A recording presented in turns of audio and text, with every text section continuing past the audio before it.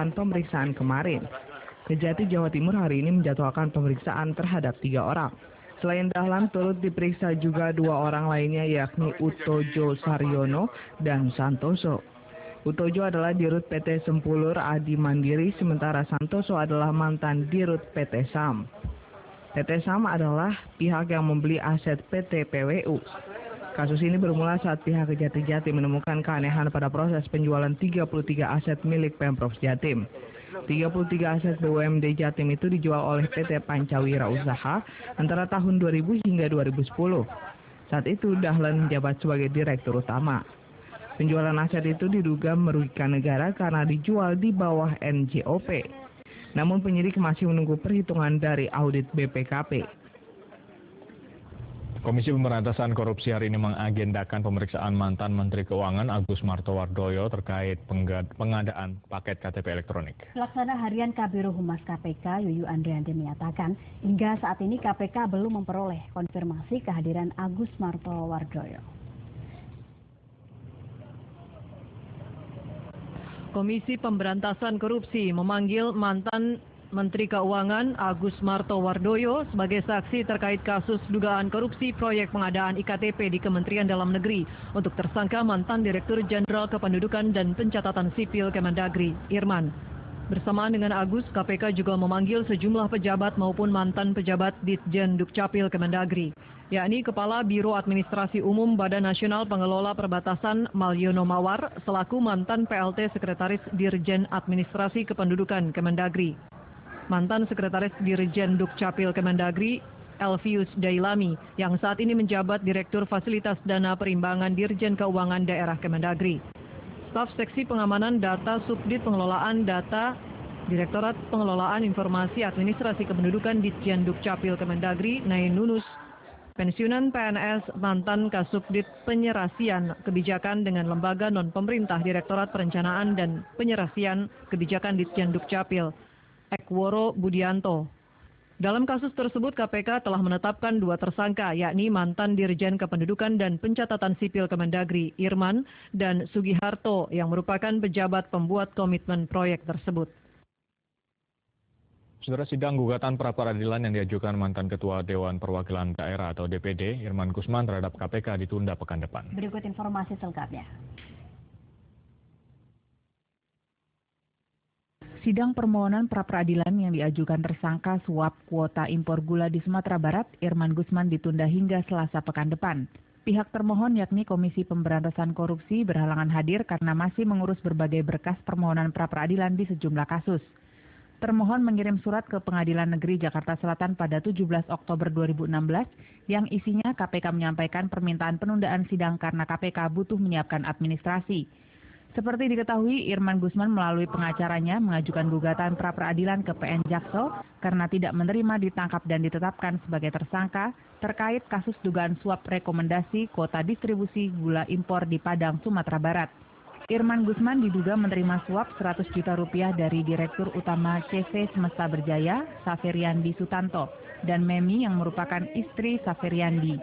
Uang tersebut diduga merupakan hadiah atas rekomendasi penambahan kuota distribusi gula impor untuk CV Semesta Berjaya.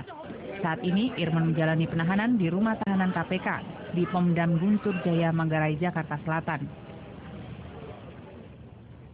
Komisi Pemberantasan Korupsi mengajukan permohonan penundaan sidang pra-peradilan Irman Gusman tersangka penerimaan suap terkait pengajuan penambahan kuota distribusi gula impor di Sumatera Barat. Pelaksana Harian Kabiro Humas KPK Yuyu Andrianti menjelaskan, tim Biro Hukum masih harus menyelesaikan agenda persidangan lain di Jakarta dan luar Jakarta, sehingga meminta sidang pra-peradilan Irman Gusman ditunda pekan depan.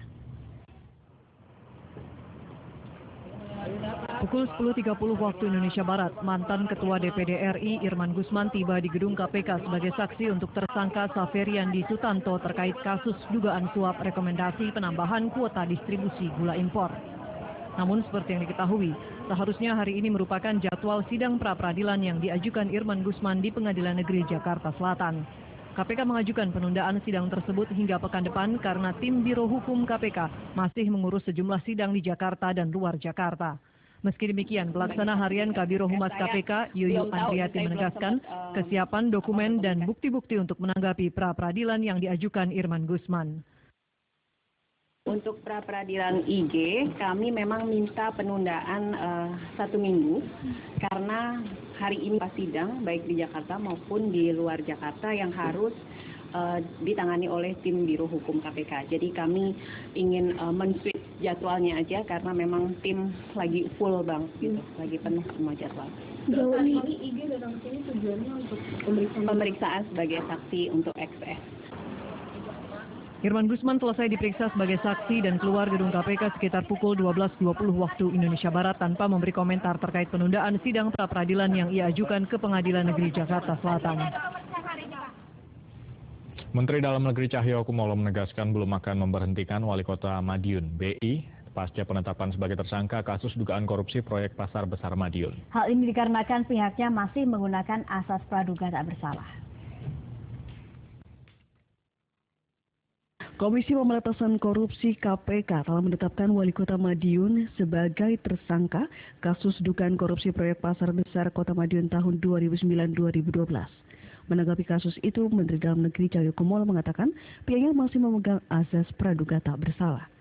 Cahyo baru akan memutuskan untuk memberhentikan atau membebas tugaskan yang bersangkutan jika telah menjadi terdakwa. Cahyo menambahkan akan menunjuk pelaksana tugas sementara kepada wakil wali kota atau sekretaris daerah jika keduanya tidak ikut terlibat kasus itu. Wali Kota Madiun kan tersangka. Nah, saya kira tetap kita menggunakan asas praduga tak bersalah. Kalau nanti sudah terdakwa, saya kira bisa dibebas tugaskan segera untuk menunjuk wakilnya atau sekdanya. Kalau wakil tidak terlibat ya wakil, kalau wakilnya terlibat ya sekdanya. Itu aja. Sebelumnya, KPK menyebutkan telah memiliki bukti permulaan yang cukup untuk menetapkan Wali Kota Madiun BI sebagai tersangka dalam proyek Pasar Besar Kota Madiun senilai lebih dari 76 miliar rupiah. Komisi Pemberantasan Korupsi kembali melakukan penggeledahan di lingkungan Pemkot Madiun. Jika sebelumnya KPK menggeledah ruang kerja wali kota, kini Komisi Anti Rasuah tersebut menggeledah kantor Dinas Pekerjaan Umum Pemerintah Kota Madiun selaku dinas pengguna anggaran proyek pembangunan Pasar Besar Madiun senilai 7 miliar rupiah. Penggeledahan di kantor Dinas Pekerjaan Umum Pemkot Madiun berlangsung tertutup.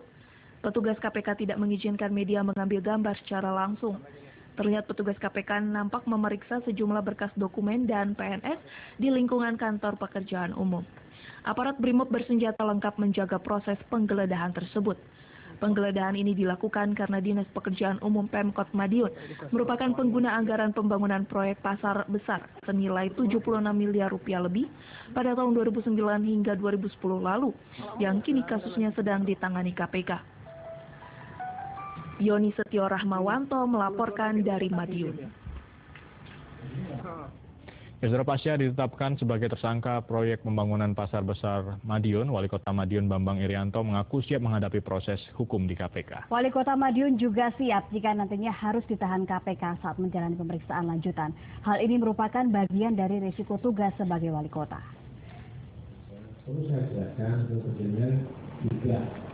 Pernyataan tersebut disampaikan Wali Kota Madiun Bambang Irianto saat memberikan sambutan di hadapan warga dan PNS Pemkot Madiun pada acara penilaian perlombaan tingkat Kota Madiun siang tadi. Sebagai penanggung jawab Kota Madiun, Bambang Irianto menegaskan dirinya siap menjalani proses hukum yang dilakukan KPK, termasuk jika nanti harus ditahan. Menurutnya, hal itu bagian dari resiko tugas yang harus dilakukan. Saya bisa bersenyum karena saya berjuang untuk warga saya. Saya tidak makan uangnya pasar. Uang saya di pasar itu 4,7 miliar. Gak sedikit. Tapi sekarang dibalik, saya seolah saya boleh saya kerja sendiri. Ya sudah, itu nasibnya wali kota lagi.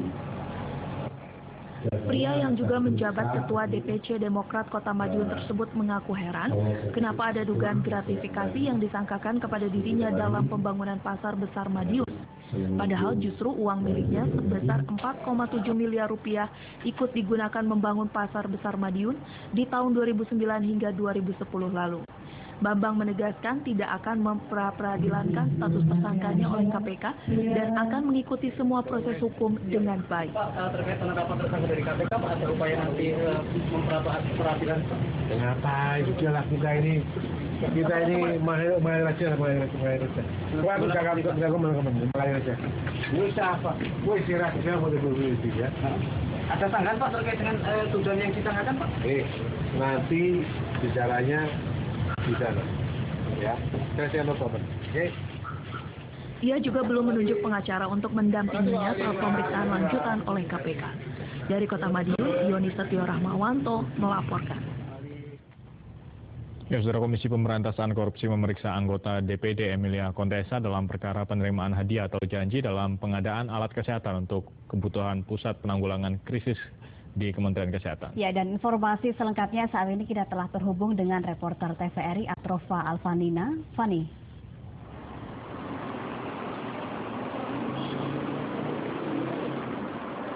Ya, terima kasih Deva dan Robito. Ya, Saudara, Komisi Pemberantasan Korupsi hari ini menjadwalkan pemeriksaan terhadap anggota DPR dari fraksi PDIP, yaitu Andreas Hugo Parreira, dan anggota DPD RI, yaitu Emilia Contessa. Dan keduanya diperiksa sebagai saksi untuk tersangka Siti Fadila Supari terkait kasus dugaan korupsi pengadaan alat kesehatan untuk Pusat Penanggulangan Krisis di Kementerian Kesehatan.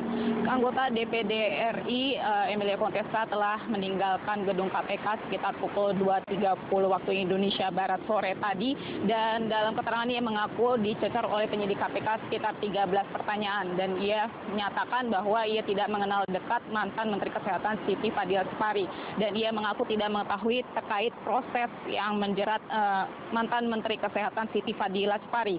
Dan dalam kasus tersebut mantan Menteri Kesehatan Siti Fadila Supari diduga memiliki keterkaitan dalam tindak pidana yang dilakukan oleh mantan Kepala Pusat Penanggulangan Krisis Departemen Kesehatan Rustam Saifuddin Pakaya.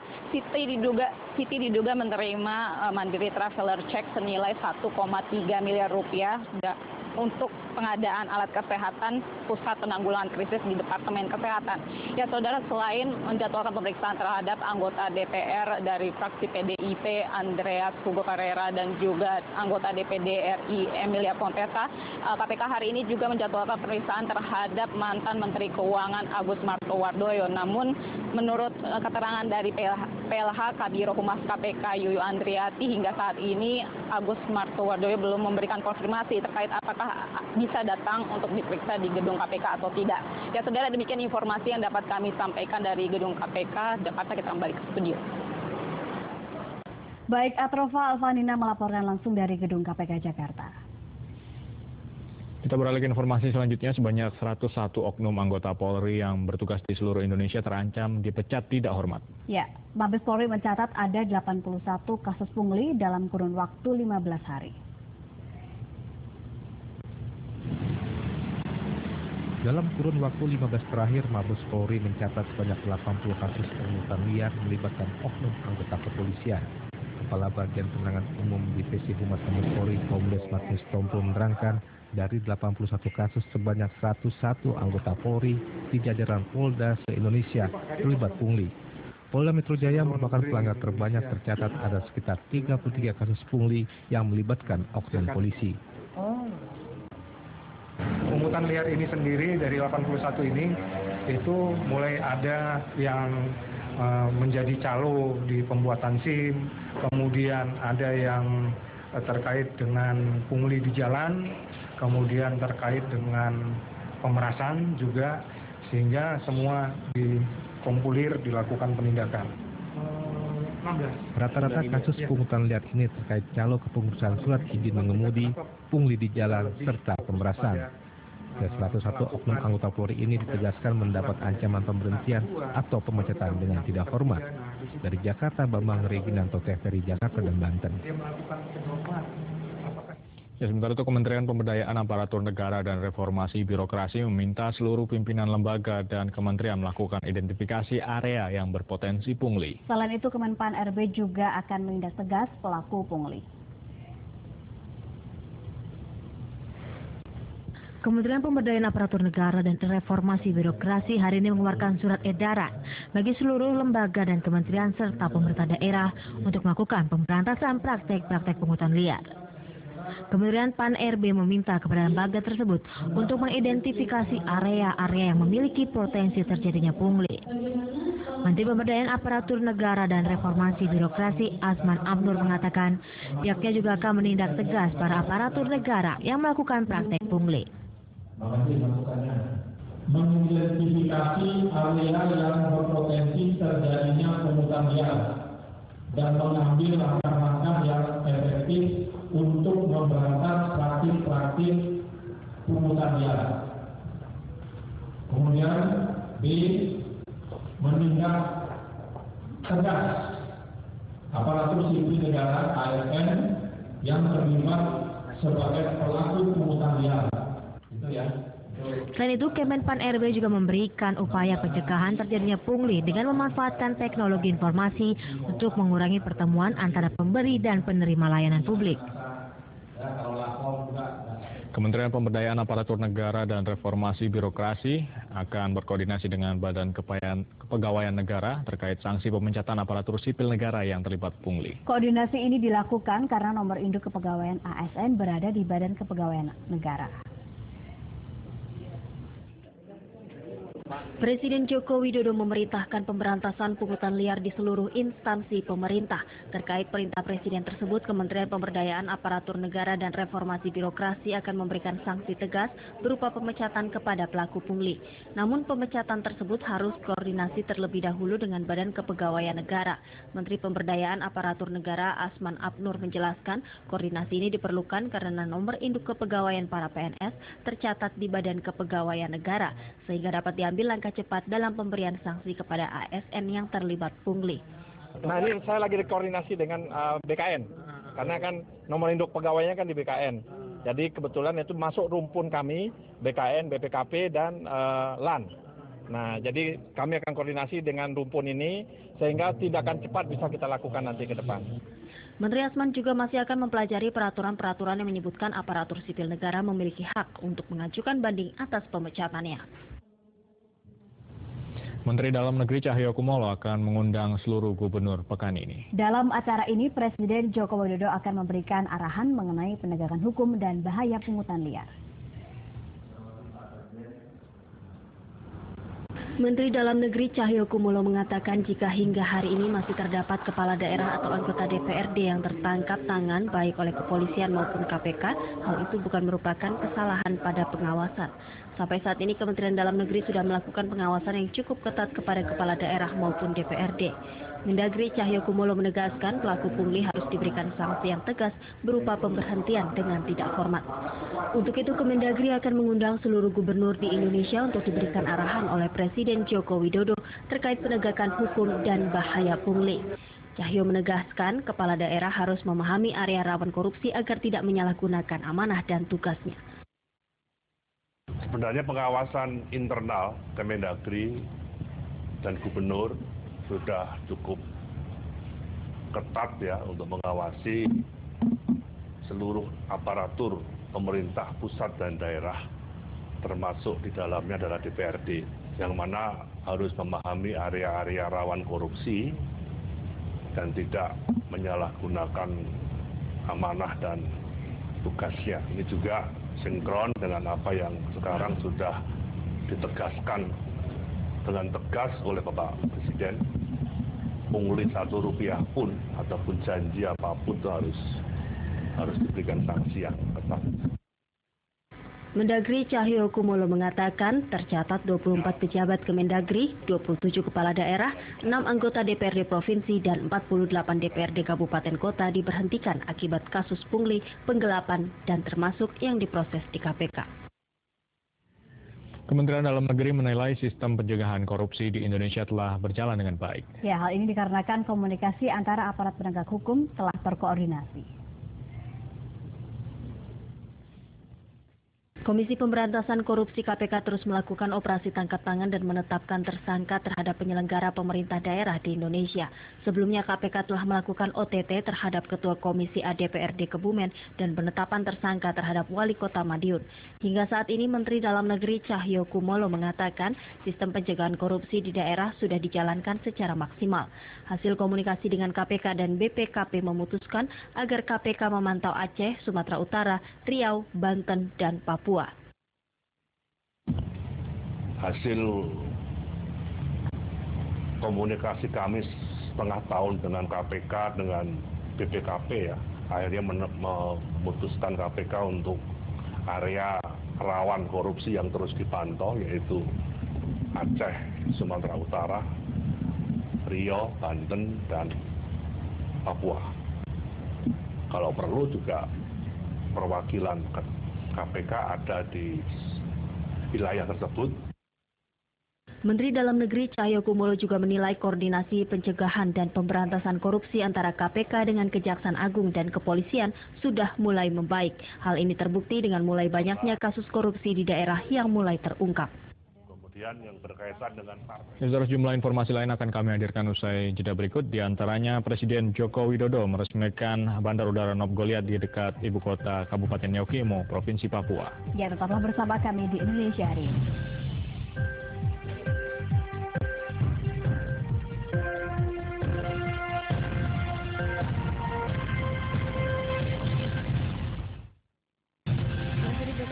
Berbagai peristiwa penting yang terjadi sepanjang hari bisa Anda saksikan lewat Indonesia Malam. Betapa kompetisi antar negara sangat sengit. Beragam informasi dipaparkan secara lugas dan terpercaya. Jual beli obat kadaluarsa bisa Indonesia Malam setiap hari pukul 19 di TVRI, saluran pemersatu bangsa. Ini hanya SPI-nya 2-3 bulan. Oke lah.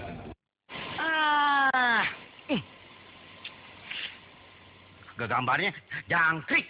Ya, TV-nya masih analog ya? Ganti dong ke digital. Digital? Ya, digital. Tinggal install set-top box, gambar tajam, channel banyak, tanpa iuran bulanan. Hey, gimana? Bagus kan? Gambarnya jangkrik. Hah? Sambut era digital dan nikmati kesempurnaan gambar. Dipersembahkan oleh Kominfo dan TVRI. Aku adalah air, asal kehidupan. Ibu dari semua kehidupan. Dan aku pula yang sering kau abaikan. Aku ada setua jagat raya. Aku membangun kehidupan. Tapi aku pun dapat menghancurkannya. Aku mengisi lebih dari separuh bumi. Tetapi untuk sebagian orang, aku masih sulit ditemukan. Tak ada satupun mampu bertahan tanpaku, siapapun ia. Ingatlah, setetes dariku akan menentukan hidupmu.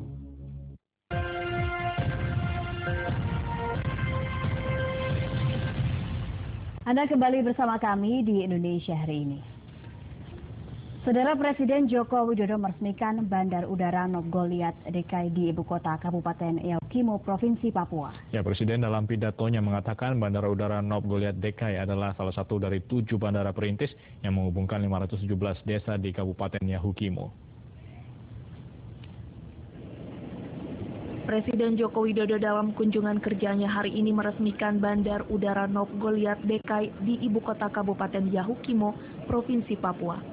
Presiden dalam pidatonya mengatakan Bandar Udara Nop Goliat DKI adalah salah satu dari 7 bandara perintis yang menghubungkan 517 desa di Kabupaten Yaukimo. Presiden berpesan agar bandara ini dapat dirawat dan dijaga dengan baik. Presiden juga berharap adanya bandara ini akan semakin menunjang perekonomian masyarakat Yaukimo sehingga bisa bersaing dengan daerah maupun negara lain.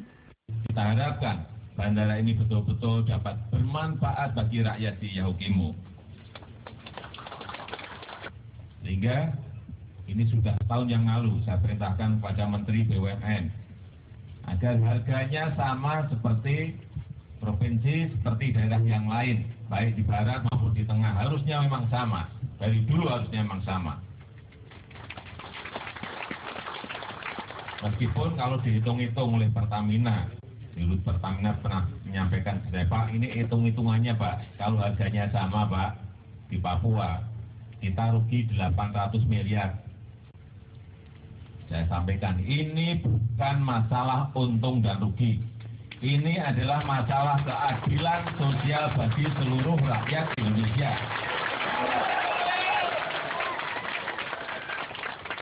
Presiden mengakui panjang landasan pacu Bandar Udara DKI masih relatif pendek, 1.950 meter, sehingga perlu diperpanjang agar pesawat besar bisa mendarat.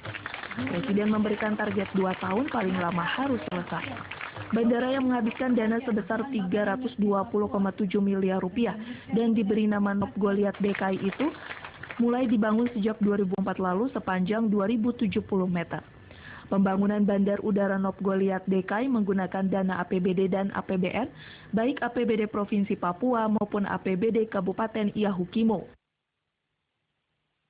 Presiden mencanangkan program satu harga bahan bakar minyak BBM di Papua. Ya, peresmian harga BBM satu harga itu mengingat selama ini terjadi ketidakadilan harga. Presiden Jokowi mencanangkan program satu harga bahan bakar minyak atau BBM di Papua. Peresmian harga BBM satu harga itu mengingat selama ini terjadi ketidakadilan harga. Di Pulau Jawa hanya Rp7.000 per liter, sementara di Papua hingga mencapai Rp100.000 per liter. Di Wamena Rp60.000 hingga Rp70.000 per liter. Presiden menginginkan harga sama seperti di Pulau Jawa. Kendati demikian, Presiden mengakui upaya untuk menyamakan harga BBM di Papua dan Papua Barat dengan wilayah lainnya di Indonesia tidaklah mudah. BBM satu harga ini merupakan upaya untuk mewujudkan keadilan sosial bagi seluruh rakyat Indonesia. Kita ketahui bersama bahwa sudah berpuluh-puluh tahun kita nikmati harga yang ada di Indonesia Barat, Indonesia Tengah.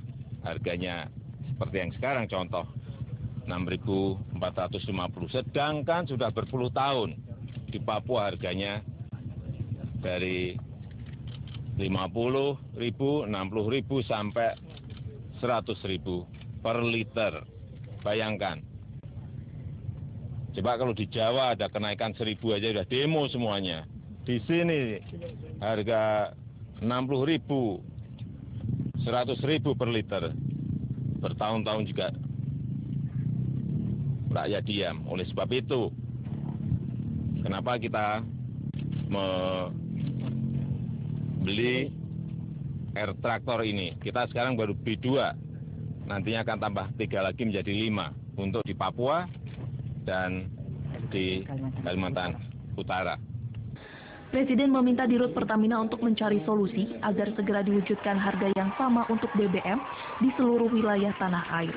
Presiden menggambarkan bahwa masalah satu harga bukanlah masalah untung rugi, tapi dengan adanya kesamaan harga pada akhirnya akan meningkatkan kesejahteraan masyarakat. Saudara, informasi seputar Pilkada 2017 terangkum dalam segmen Pilkada Serentak untuk Satu Indonesia berikut ini.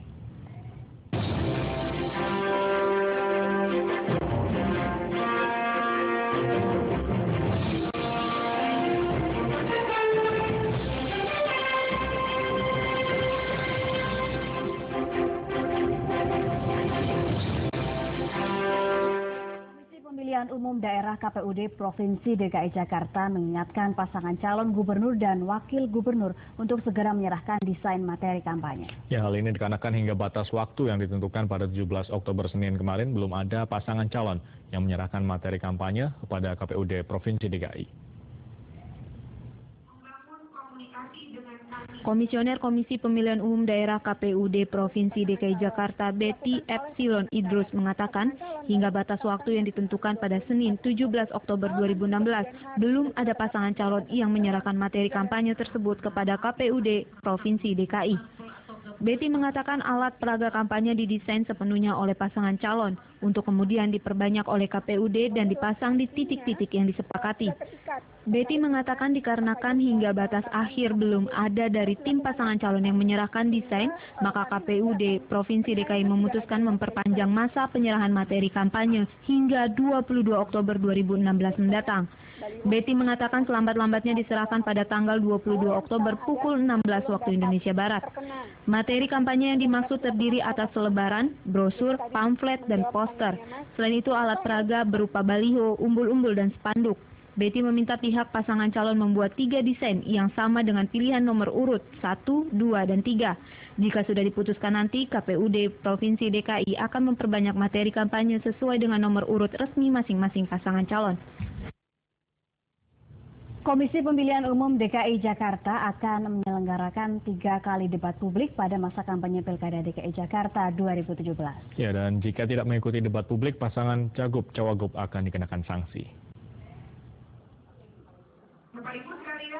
Komisioner KPU DKI Jakarta bidang pencalonan Dahliah Umar mengatakan, pasangan Cagup-Cawagup wajib mengikuti rangkaian debat ini.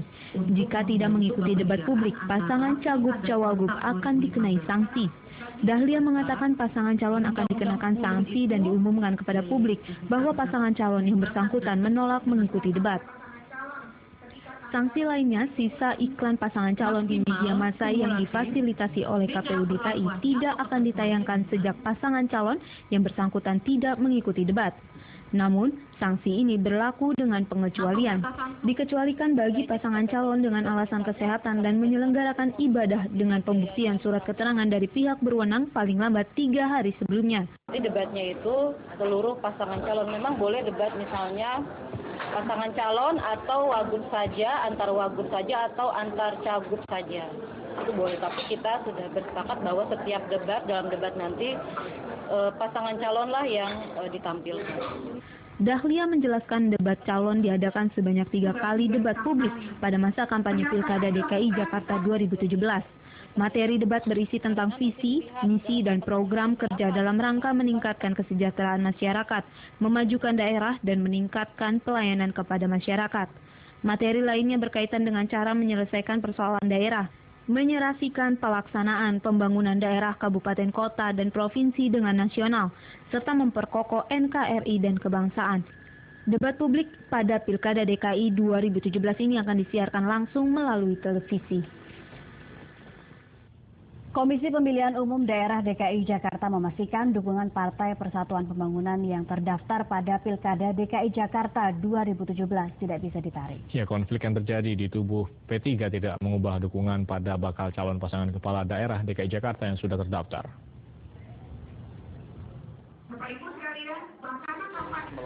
Ketua KPU DKI Jakarta Sumarno menegaskan, proses pendaftaran pasangan calon gubernur dan calon wakil gubernur DKI Jakarta sudah selesai, sehingga partai politik tidak bisa menarik dukungan maupun memberikan dukungan baru kepada pasangan calon lainnya. Penegasan ini disampaikan Ketua KPUD DKI menanggapi adanya 2 kubu P3 yang memberikan dukungan pada bakal calon kepala daerah DKI Jakarta yang berbeda. Sumarno menjelaskan setelah proses pendaftaran pasangan calon gubernur, wakil gubernur DKI Jakarta sudah ditutup, partai politik tidak bisa lagi menarik atau mengalihkan usungannya ke pasangan lain. Partai yang pengusung itu tidak bisa menarik dukungannya di tengah jalan. Kalau contoh misalnya yang bersangkutan menarik dukungan, maka itu tetap saja dukungan yang sudah diberikan pada saat pendaftaran itu tidak mengalami perubahan. Jadi dengan demikian tidak ada dukungan di tengah jalan. Kalau misalnya di tengah jalan ada partai yang mendeklarasikan calon tertentu, maka itu juga tidak bisa diadministrasikan di KPU.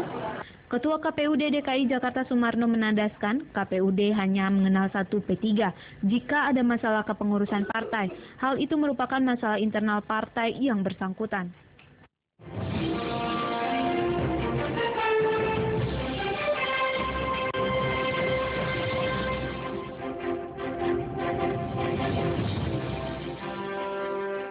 Kita beralih ke informasi lainnya, Saudara. Arus penyeberangan antara Nusa Ceningan, Nusa Lembongan, Kecamatan Nusa Penida, Klungkung, lumpuh menyusul ambruknya jembatan kuning penghubung 2 pulau tersebut. Ya, warga terpaksa menyambungkan 2 pulau tersebut dengan menggunakan perahu. Warga yang menyeberang antara Nusa Ceningan, Lembongan menggunakan perahu. Kondisi ini lebih rumit ketimbang melintasi Jembatan Kuning atau Jembatan Cinta. Biaya penyeberangan dengan berperahu bervariasi antara Rp20.000 hingga Rp25.000 per sepeda motor dan Rp5.000 per orang. Namun tarif tersebut hanya dikenakan bagi pengunjung atau wisatawan. Bagi warga lokal, terutama pelajar, gratis. Hal ini sesuai instruksi dari prajurit setempat karena dalam kondisi darurat dan berduka. Seorang penyedia jasa penyeberangan perahu Wayan Wika di Desa Lembongan mengaku laris mengangkut warga. Setidaknya dari pagi hingga siang hari bisa mengangkut 15 kali warga dengan kapasitas rata-rata 8 orang. Ia hanya memasang tarif untuk wisatawan sedangkan warga lokal dan pelajar gratis. Sedikitnya 5 perahu aktif melayani jasa penyeberangan termasuk mengantar pamedek yang sembahyang ke Pura Bakung di Banjar Ceningan. Bupati Suwirta mengatakan pihaknya sudah menampung usulan pengadaan shuttle boat, nantinya akan berkoordinasi dengan BPBD Provinsi Bali, karena dalam kondisi darurat perahu tersebut bisa dialokasikan. Bupati menegaskan agar tidak ada oknum-oknum yang mencari celah untuk meraup keuntungan lebih di tengah kondisi saat ini. Dalam razia kendaraan di Cilegon, petugas gabungan Satuan Lalu Lintas Polres Cilegon dan Dinas Perhubungan menindak 61 kendaraan yang tidak membawa kelengkapan surat-surat kendaraan dan mengamankan 12 kendaraan roda 2 dan angkutan umum yang diduga bodong. Dalam razia kali ini, satu persatu kendaraan sepeda motor dan kendaraan angkutan umum diberhentikan petugas dan diperiksa kelengkapan surat-surat kendaraan. Hasilnya petugas menindak sebanyak 61 kendaraan yang tidak membawa kelengkapan surat-surat kendaraan. Sementara itu petugas juga mengamankan sebanyak 12 unit kendaraan yang terdiri dari 8 kendaraan sepeda motor dan 4 unit kendaraan angkutan umum yang diduga bodong karena pengemudi tidak dapat menunjukkan surat-surat kendaraan kepada petugas. Menurut petugas, razia ini dilakukan untuk menekan angka kecelakaan terhadap para pengendara motor dan pengendara angkutan umum yang membawa penumpang, serta menekan angka pencurian kendaraan bermotor. Yang kita amankan hari ini hasilnya 261 dan 43, SIM 6, R2-nya 8, R4 4. Petugas sendiri berjanji akan menggelar razia serupa untuk mengantisipasi maraknya pencurian kendaraan bermotor dan kendaraan bodong yang diduga dari hasil tindak pencurian. Dari Bangkun Jaya Winarsa, dari Jakarta dan Banten. Ya, saudara, pemerintah Kabupaten Labuhan Batu, Sumatera Utara menggelar Hari Jati Pemerintah Kabupaten Labuhan Batu yang ke-71. Dalam acara itu, pemberian diberikan piagam kecamatan, desa, dan kelurahan terbaik, serta hiburan rakyat dan tarian daerah di Kabupaten Labuhan Batu, Sumatera Utara. Peringatan Hari Ulang Tahun Kabupaten Labuhan Batu ke-71 mengajak seluruh elemen masyarakat menjadikan Labuhan Batu lebih sejahtera dan berdaya. Pemerintah Kabupaten Labuhan Batu juga memberikan sejumlah piagam kehormatan kepada kecamatan, diikuti desa dan kelurahan terbaik di Kabupaten Labuhan Batu, Sumatera Utara. Bupati Labuhan Batu Pangonal Harahap menjelaskan berdirinya Labuhan Batu tidak lepas dari kerja keras para pejuang terdahulu. Pada kesempatan ini diberikan penghargaan nasi tumpeng pada salah seorang pejuang dan pendiri Kabupaten Labuhan Batu di Sumatera Utara. Pemerintah Kabupaten Labuhan Batu mengutamakan pembangunan serta memajukan pendidikan bagi masyarakat agar ke depan masyarakatnya lebih sejahtera. Sebagai acara hiburan rakyat ditampilkan 12 etnis tarian yang ada di Kabupaten Labuhan Batu, Sumatera Utara. Saiful Ahmad, kontributor TVRI, melaporkan. Saudara, usaha jeda berikut kami akan kembali dengan sejumlah informasi penting lain di antaranya. Wisata Bromo tidak hanya terkenal dengan pemandangan indah gunungnya, namun juga pemandangan sunrise atau matahari terbit. Informasinya usai jeda berikut, tetaplah bersama kami.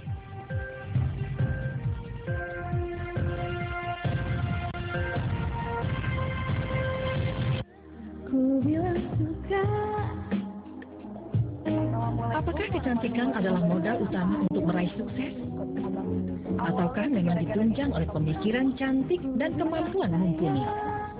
Cantik, obrolan santai bersama Mika Tambayong yang akan mengulik setiap bintang tamu yang hadir. Cantik, setiap Selasa pukul 20 waktu Indonesia Barat. Hanya di saluran Pemersatu Bangsa, TVRI. Betul sekali. Selamatkan hutan dari api. Hijau hutanku, sehat negeriku. Tapi ada yang membakar hutan, membuka lahan, menjadi penjahat di negeri sendiri, mengorbankan orang banyak. Di mana hutan Indonesia sebagai paru-paru dunia? Di mana hutan Indonesia sebagai penyangga bencana alam? Di mana hutan Indonesia sebagai kekayaan rakyat, sebagai warisan anak cucu kita kelak?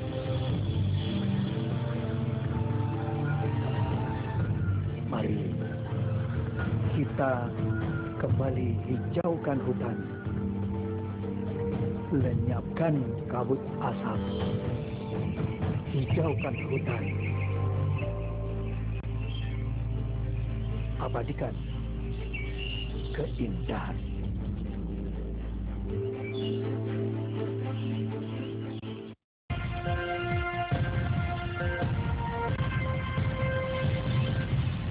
Terima kasih Anda masih bersama kami di Indonesia hari ini. Saudara, meski negara mengalami krisis berkepanjangan, terbukti pemerintah tidak pernah menunggak pembayaran hutang luar negerinya. Namun keseriusan pemerintah dalam membayar hutang plus bunga harus dijadikan pertimbangan bagi kreditor untuk memberi keringanan kepada Indonesia. Berbagai upaya terus dilakukan pemerintah dalam pembayaran utang kepada luar negeri, mulai pinjaman dengan IMF atau Bank Dunia, menjual aset BPPN, privatisasi sejumlah BUMN, hingga menjual obligasi dan surat berharga negara. Keseriusan pemerintah dalam membayar hutang plus bunga tersebut harus dijadikan pertimbangan bagi kreditor memberi keringanan kepada Indonesia.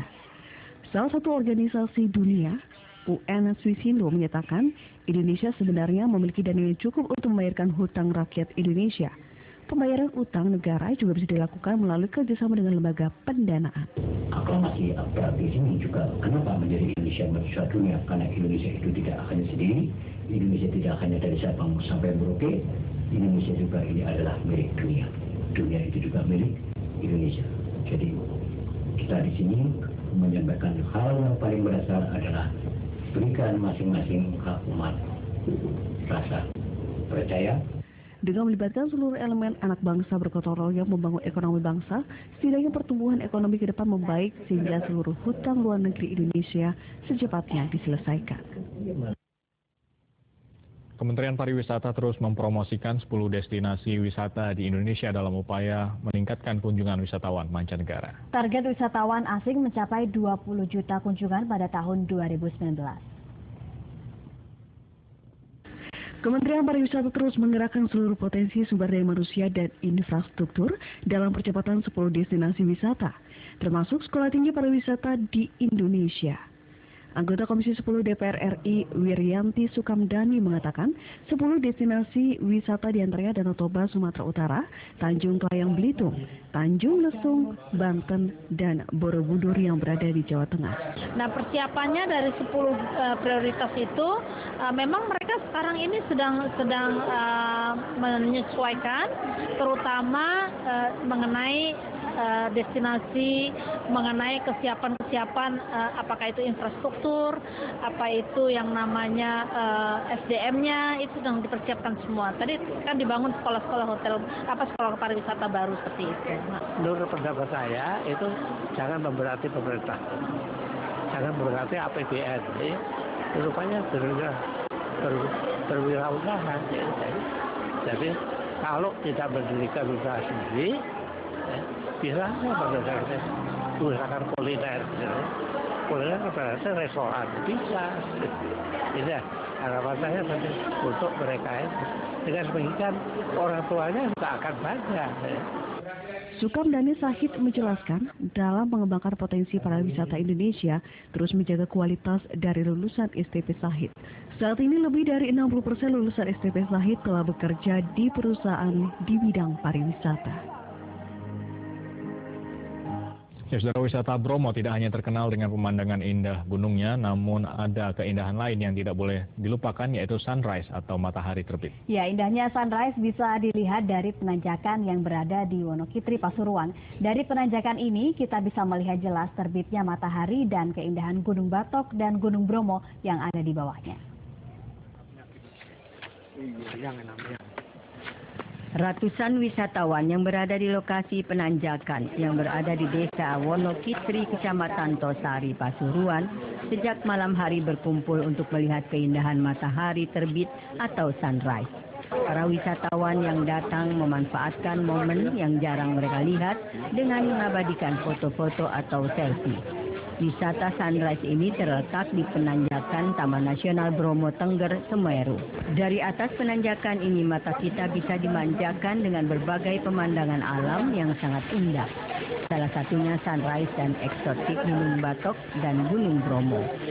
Bukan hanya wisatawan lokal yang berdatangan ke tempat ini, namun wisatawan asing dari beberapa negara hadir di tempat ini untuk menikmati pemandangan tersebut. Suasananya sejuk sekali.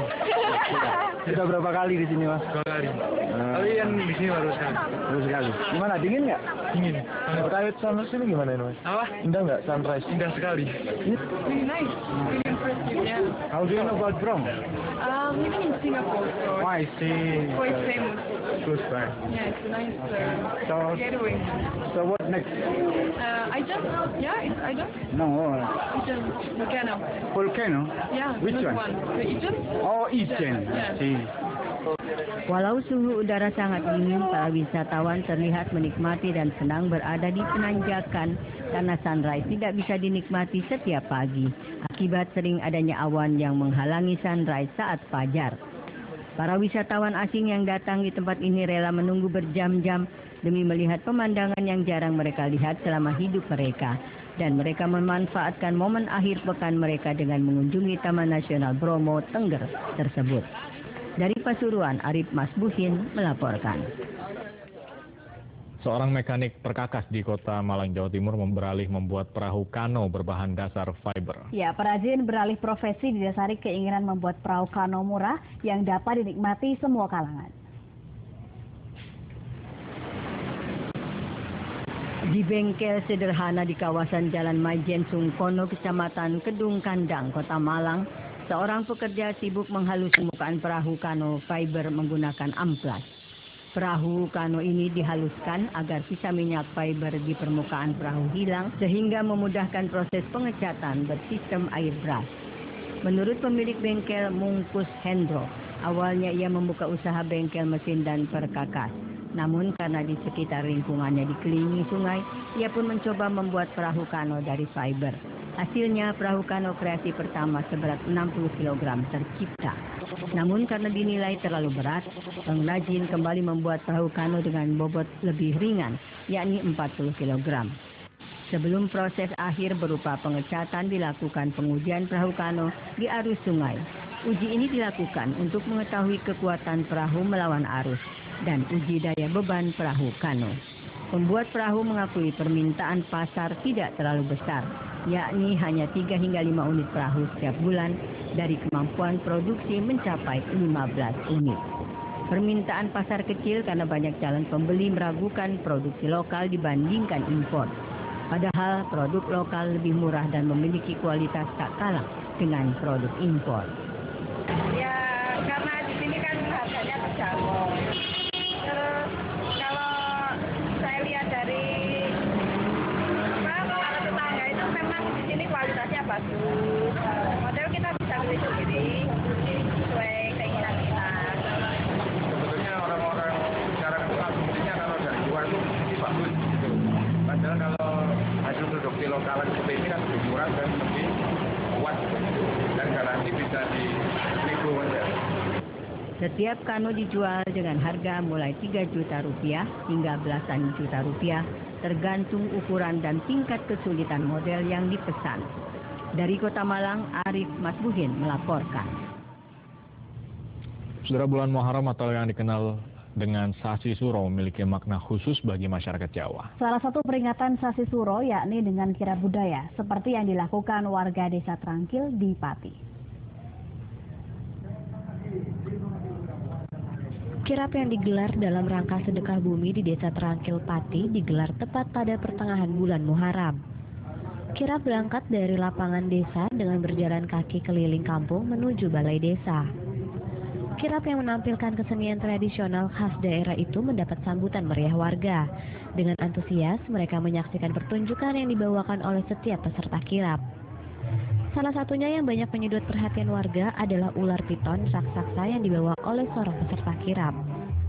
Salah seorang warga, Pipit Chandra, mengaku sangat terhibur dengan pertunjukan dalam kirap. Dia berharap kirap di bulan Suro yang baru pertama kali diadakan ini menjadi tradisi baru yang dilestarikan di tengah warga. Senang, antusias. Kalau bisa setiap mas ada mas. Rempah semuanya ramai, meriah. Meriah. Dan ada isi kegiatan-kegiatannya. Iya, rakyat kok. Sama ini ya mudah-mudahan ya. Ya terus setiap tahunnya biar ramai. Sementara itu, Ketua Panitia Penyelenggara Kirap Sutrisno mengatakan, kirap budaya merupakan rangkaian dari kegiatan sedekah bumi yang telah digelar sebulan sebelumnya. Dipilihnya bulan Muharram sebagai puncak sedekah karena banyaknya hikmah yang terkandung di dalam bulan ini bagi masyarakat Jawa. Kita melaksanakan karnaval, juga dikatakan kirap ya, kirap bisa karena baru kali ini bisa mengadakan kegiatan karnaval di Wisata ini dalam rangka kita tahun bulan. Kemudian masih ada juga kegiatan lagi yang akan kita rencanakan yaitu wayang. Kirap budaya dalam rangka sedekah bumi itu juga mengandung makna harapan warga desa kepada Tuhan Yang Maha Esa untuk senantiasa melimpahkan rahmat dan karunia-Nya bagi seluruh warga. Dan saudara, sebelum kami akhiri Indonesia hari ini, berikut kami sampaikan kembali topik utama Indonesia hari ini. KPK memanggil mantan Menteri Keuangan Agus Martowadoyo sebagai saksi kasus dugaan korupsi proyek pengadaan IKTP di Kemendagri.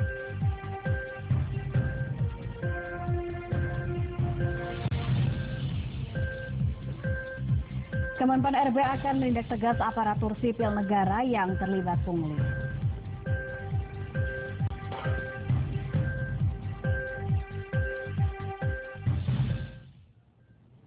Dan saudara, akhirnya saya Desa Kaderosi. Ya, dan saya Rebito Hamdani mewakili rekan-rekan yang bertugas undur diri. Terima kasih atas kebersamaan Anda.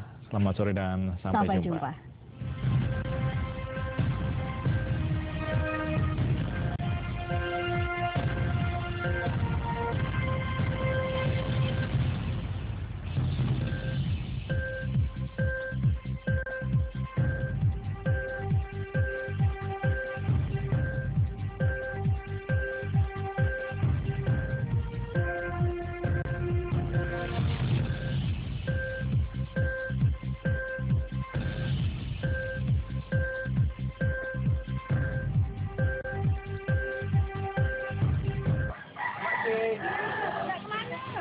Oh, adik-adik ini nak tahu tentang budaya Melayu.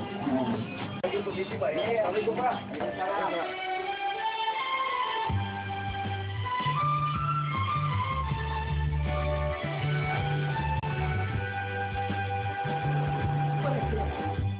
Istana Maimun adalah istana Kesultanan Delhi yang menjadi kebanggaan masyarakat Medan. Warna kuning yang mendominasi istana merupakan warna kebesaran kerajaan Melayu. Kemegahannya masih tersisa sekalipun sudah termakan usia. Di dalam istana terdapat beraneka koleksi bersejarah peninggalan keluarga Kesultanan Delhi.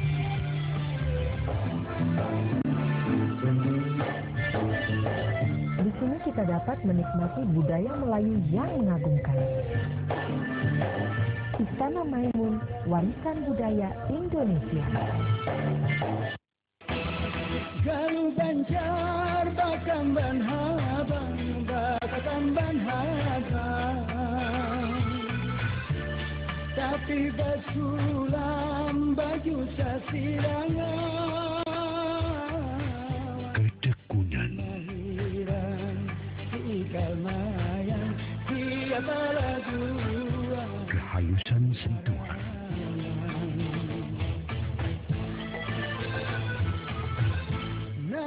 Ketelitian.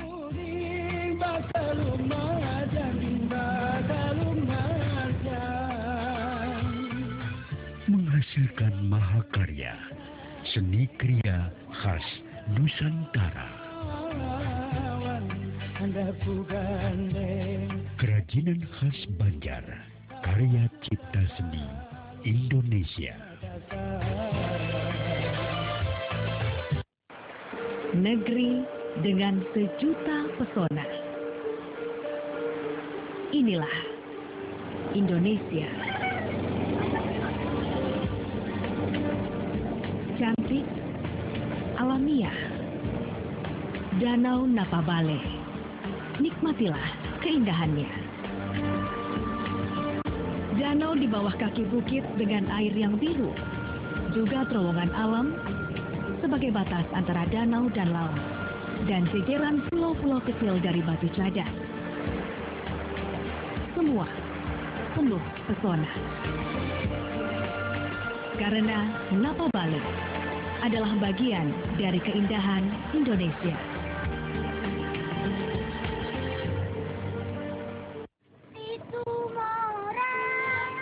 Keindahan Danau Toba memang tidak disangsikan lagi. Panoramanya memiliki magnet utama wisata di Sumatera Utara yang menjadi gerbang menuju Pulau Samosir.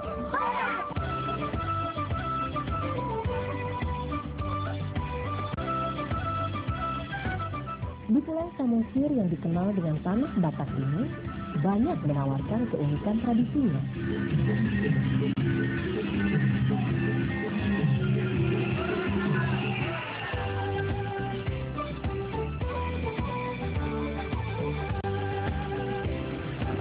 Selain itu, di Pulau Samosir ini memiliki tempat wisata untuk keluarga dan beragam keindahan potensi alam yang indah dan alami. Keindahan Pulau Samosir sungguh mempesona.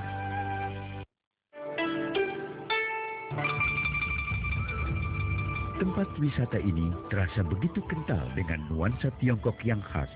Mulai dari bentuk bangunan, detail ukiran naga, dan warna merah. Siapa saja akan betah berlama-lama di tempat ini untuk berkeliling ditemani pemandu wisata atau sekedar berfoto bersama keluarga.